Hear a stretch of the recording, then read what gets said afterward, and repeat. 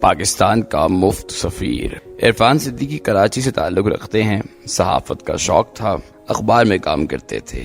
محسوس ہوا ساری زندگی کی مشقت کے بعد بھی خوشحال زندگی مشکل ہوگی۔ نوکری چھوڑی، کالج میں دوبارہ داخلہ لیا، کمپیوٹر پروگرامنگ کی تعلیم دی، جاپان کا ویزا حاصل کیا اور یہ جاپان آ گئے۔ شروع میں نوکریاں کی، جاپانی خاتون سے شادی کی اور پھر اپنا کاروبار شروع کر دیا۔ یہ پاکستان سے سافٹ ویئر تیار کرا کر جاپان میں فروخت کرتے تھے۔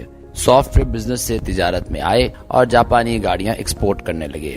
اللہ تعالیٰ نے ان کا ہاتھ پکڑ لیا، یہ خوشحال ہو گئے۔ خوشحالی آ گئی مگر صحافت کا کیڑا نہ مر سکا، چنانچہ یہ 2005 میں جنگ اخبار سے وابستہ ہو گئے۔ یہ اب 18 سال سے جاپان سے رپورٹنگ بھی کر رہے ہیں اور کالم بھی لکھ رہے ہیں۔ میں ان کا مستقل قاری ہوں۔ ان کے کالم کی پہلی خصوصیت ریڈیبلٹی ہے، اور ریڈیبلٹی تحریر کی سب سے بڑی خوبی ہوتی ہے۔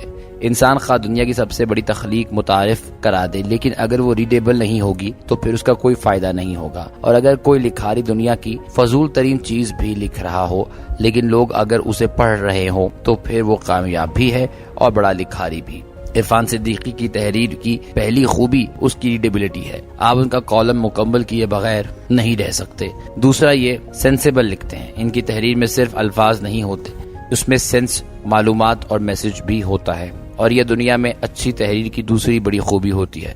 اور عرفان صدیقی کی تحریر کی تیسری خوبی پاکستانیت ہے۔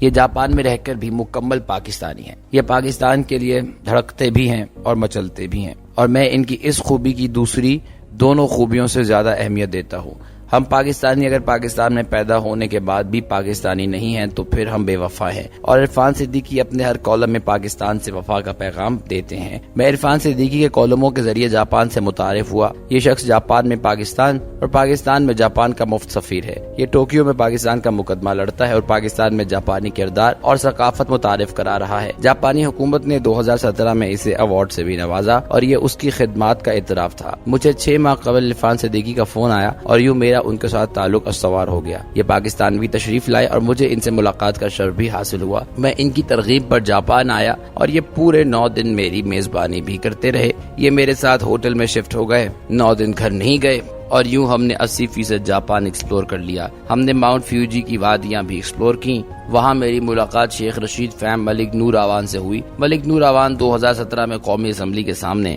شیخ رشید سے وصولی کرتے ہوئے کیمروں میں آ گئے تھے اور یہ اس کے بعد پورے ملک میں مشہور ہو گئے تھے۔ یہ جولائی 2018 میں میاں نواز شریف کے ساتھ لندن سے واپس پاکستان بھی آئے۔ لاہور ایئرپورٹ پر ان کی جنرل فیض حمید کی اسٹیبلشمنٹ سے منہ ہو گئی اور انہیں ایئرپورٹ ہی سے غائب کر دیا گیا۔ انہیں انتہائی بے ایمانہ تشدد کا نشانہ بنایا گیا۔ ان کے کاغذات اور موبائل ٹکڑے ٹکڑے کر دیا گیا، اور یہ جب آخری ہچکیاں لینے گئے تو انہیں لہو لہان حالت میں قصور پھینک دیا گیا۔ اللہ تعالیٰ کو ان کی زندگی عزیز تھی، چنانچہ انہیں ہوش آ گیا اور یہ گرتے پڑتے سڑک پر آ گئے۔ یہ الف ننگے تھے، خدا ترس لوگوں نے انہیں چادر دے دی اور یہ ٹرک پر لفٹ لے کر لاہور پہنچے، مگر کوئی ڈاکٹر اور کوئی ہسپتال ان کے علاج کے لیے راضی نہیں تھا۔ یہ بعد ازاں پاکستان سے باہر کیسے نکلے یہ بھی ایک طویل داستان ہے۔ بہرحال یہ جاپان واپس آئے اور آج تک علاج کرا رہے ہیں۔ تشدد کی وجہ سے ان کے جسم کا ایک حصہ مفلوج ہو گیا ہے اور انہیں چلنے پھرنے میں دقت ہوتی ہے۔ آپ یہاں سیاست کی سنگ دلی بھی ملاحظہ کیجئے۔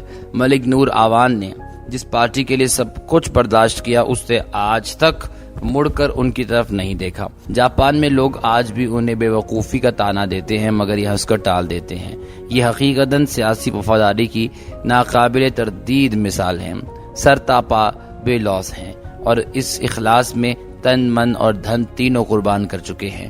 میں عرفان صدیقی کے ساتھ ٹویوٹا اور برتن بنانے والی دنیا کی مشہور کمپنی نوری ٹاکی کے شہر ناگا گویا بھی گیا۔ وہاں رانا عابد نام کے ایک رنگین پاکستانی رہتے ہیں۔ یہ اپنے مہنگے رنگ برنگے کپڑوں، جوتوں، گھڑیوں اور گاڑیوں کی وجہ سے مشہور ہیں۔ فیصلہ بادی ہیں، 8 جماعتیں پاس ہیں، لیکن جاپان اگر بہت ترقی کی اور اپنی پارٹیوں اور فراخ دلی کی وجہ سے پورے جاپان میں مشہور ہیں۔ ہم ہیروشیما بھی گئے، ہم نے وہاں دنیا کے پہلے ایٹم بم کی تباہی دیکھی اور عبرت پکڑی، اور ہم فوکوشیما کے شہر ایواکی بھی گئے۔ فوکوشیما 2011 میں سونامی سے بری طرح متاثر ہوا تھا۔ سونامی میں 19,500 لوگ ہلاک ہوئے اور شہر کے شہر سمندر برد ہو گئے۔ ایواکی بھی بری طرح تباہ ہو گیا تھا۔ ہم تباہی اور اس کے بعد جاپان کی قوت بحالی دیکھنے فوکوشیما گئے تھے۔ ہماری وہاں ملاقات وزیر آباد کے ایک پاکستانی تاجر اور صنعت کار ملک سلیم سے ہوئی۔ یہ بھی دوسرے پاکستانیوں کی طرح جاپان آئے، نوکری کی اور پھر گاڑیوں کا کاروبار شروع کر دیا۔ یہ سمجھدار انسان ہے، چنانچہ ایک صرف گاڑیوں کی ٹریڈنگ تک محدود نہ رہے، بلکہ انہوں نے چین سے اپنی گاڑیاں مینوفیکچر کرانا شروع کر دی اور یہ اب ہر سال 20,000 گاڑیاں تیار کرا کر جنوبی امریکہ اور افریقہ بھجواتے ہیں۔ ان کا برانڈ 10 ملکوں میں پاپولر ہے۔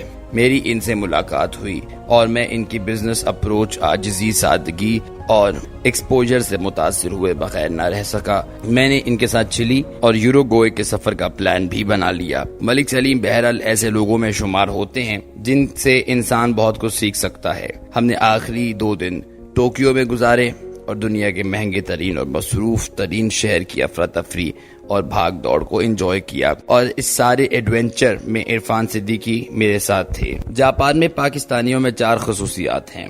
پہلی خصوصیت 99% پاکستانی استعمال شدہ گاڑیوں کی تجارت سے وابستہ ہے۔ آپ گلی یا سڑک پر چلتے کسی بھی پاکستانی سے کام کے بارے میں پوچھ لیں، وہ آپ کو گاڑیوں کا بزنس کرتا ملے گا۔ پاکستانی اس بزنس میں کیوں ہیں؟ اس کی 3 وجوہات ہیں۔ جاپان میں لوگ گاڑیاں خریدتے ہیں لیکن سفر یہ ٹرینوں میں کرتے ہیں، چنانچہ ان کی گاڑیاں غیر استعمال شدہ رہ جاتی ہیں۔ یہ لوگ 4 سال بعد گاڑی تبدیل بھی کر لیتے ہیں، لہٰذا ان کی گاڑیاں کاغذوں میں 4 سال پرانی ہوتی ہیں لیکن یہ بمشکل 10,000 کلومیٹر چلی ہوتی ہیں اور پوری دنیا میں ان کی مانگ ہوتی ہے۔ دوسری وجہ، یہ آسان کام ہے اور ہم من حیث القوم مشکل کام پسند نہیں کرتے، اور تیسری وجہ اس میں بے تحاشا بچت ہے۔ آپ آکشن میں گاڑی خریدیں، کھڑے کھڑے پاکستان، UAE، افریقہ اور جنوبی امریکہ ایکسپورٹ کریں اور مہینے میں 30-40 ہزار ڈالر کما لیں۔ کسی دوسرے بزنس میں اتنا مارجن نہیں، لہٰذا 99% پاکستانی اس بزنس سے وابستہ ہے۔ پاکستانیوں کی دوسری خصوصیت شادی ہے۔ 99% پاکستانیوں نے جاپان میں شادی کی۔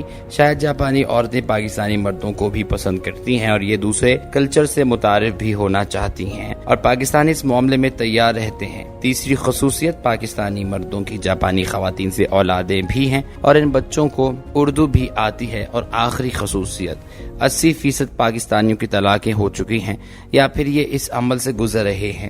اس کی وجہ شاید ہماری حرکتیں ہیں۔ جاپانی قوم انتہائی صفائی پسند، ڈسپلن، ٹائم کی پابند، سچی، نرم مزاج اور کم گو ہے، جبکہ ہمارے اندر ان میں سے کوئی بھی خوبی موجود نہیں۔ لہٰذا 10-12 برسوں میں جاپانی خواتین کو ہماری سمجھ آ جاتی ہے اور یوں طلاق کا عمل شروع ہو جاتا ہے۔ پاکستانی بھی اتنا عرصہ سچ بول بول کر تھک چکے ہوتے ہیں، لہٰذا یہ بھی شکر ادا کرتے ہیں، طلاق لیتے ہیں اور پاکستان سے نئی بیوی امپورٹ کر لیتے ہیں اور پھر جی بھر کر گند مچاتے ہیں اور ایک دوسرے کو پھینٹا لگاتے ہیں۔ عرفان صدیقی ہر لحاظ سے کمال انسان ہیں۔ یہ شادی شدہ ہیں، ان کی بیگم بینک میں سینئر پریزیڈنٹ ہیں اور یہ ان کے ساتھ خوش ہیں، چنانچہ طلاق کا کوئی امکان نہیں۔ یہ پاکستان کے سابق سفیر اور موجودہ فورن سیکرٹری اسد مجید کے بہت فین ہیں۔ ان کا کہنا ہے اسد مجید نے اپنے دور میں جتنا کام کیا اتنا کام باقی تمام سفیر مل کر بھی نہیں کر سکے۔ تاہم ان کا خیال ہے جاپان کو 65 لاکھ نئے لوگوں کی ضرورت ہے۔ اسد مجید کی کوششوں سے پاکستان ان 8 ملکوں کی فہرست میں شامل ہے